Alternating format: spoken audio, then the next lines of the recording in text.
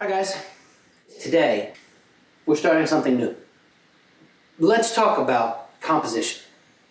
I do a couple of these paintings a year, the moonscape paintings.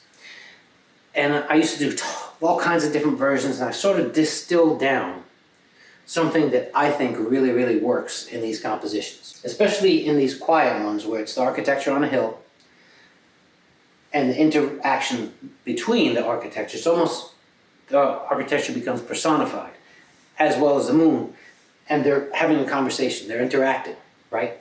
And it's the light from the moon that connects them.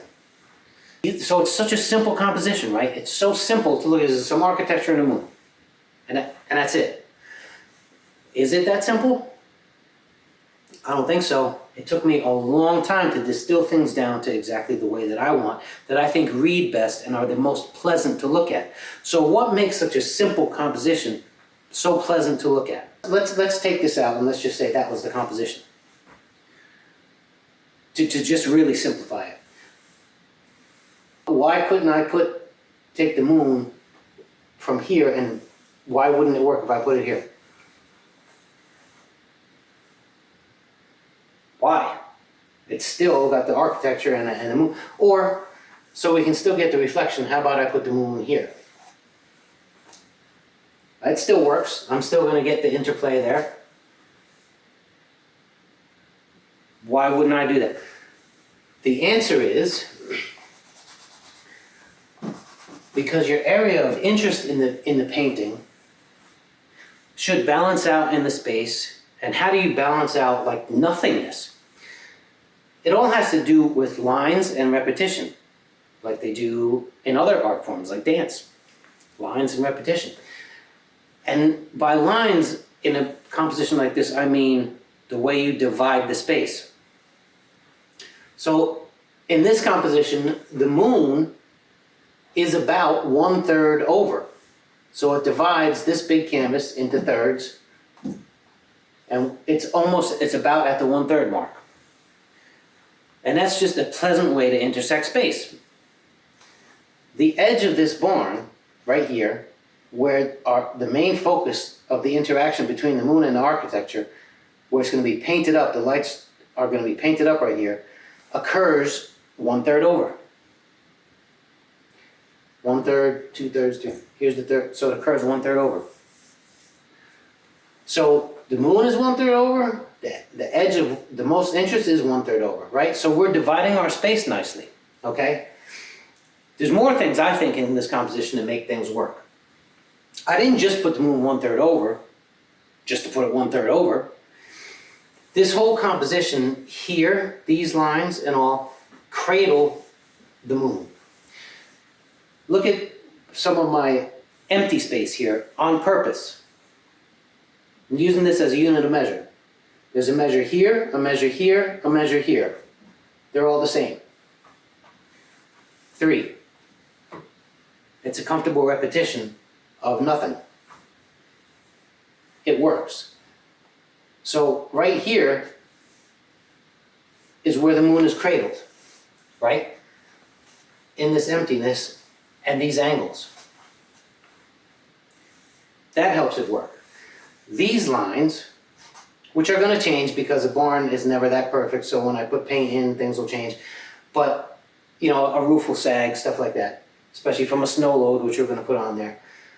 But these horizontals occur about, you know, they begin to occur about 1/3 division, a nice division, a nice golden kind of intersection of space, right? It leaves 2/3 up here and 1/3 down here, and it sort of anchors it. And our vertical lines occurring at 1/3 and our vertical line of interest between the moon and nothing, right, makes it work. This is why all this stuff works. It's not just willy-nilly thrown together completely by instinct. Now, in the beginning of my artistic career, I used to set things up like this by instinct. But I wanted to always know why things worked, why some things worked, why things didn't. So as I try to articulate it, like in videos like this, you learn about it. And I learn why some things work, why some things don't. If I put this moon here, it's fallen off the edge. It doesn't work. It would not be cradled by these lines. And let's talk more about lines here too. Our roof lines are very important. The moon occurs right on the line of our barn. Is that an accident? No, it's not. Another line here divides the space of our interest exactly in half, right? This line here, right, which works with this line divides our space in a third. Is that an accident? Nope, it's not. Really, all this stuff is thought about? Yeah, all this stuff is thought about. Why does the composition work? Listen, before you put paint on a canvas, these things need to be thought about. Especially if you're using a technique where you kind of stain it in and then worry about more application on top of it where you can't move stuff around as easily. So yeah, all this stuff is thought about. Now, if I wanted to, if I really wanted to balance the moon up in the sky here, I could also put something here, and I do this on occasion. In this painting, I don't think I will do it, but I could put a fence post, right?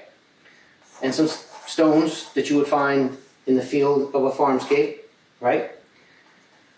So we're using our artistic license to assemble things, which reminds me of a quote from Balanchine, right? So we're talking about another art form, dance. Balanchine famously said one time, he's not creating anything.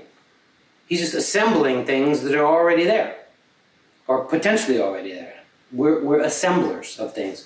So I would use my artistic license because I know a fence post and some rocks on the ground will be found in a field with a barn in it where the stones were used to make the foundation.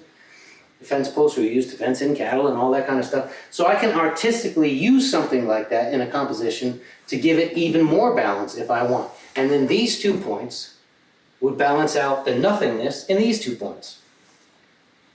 Will I do that? I don't know. I might not. I'm not sure this composition needs it.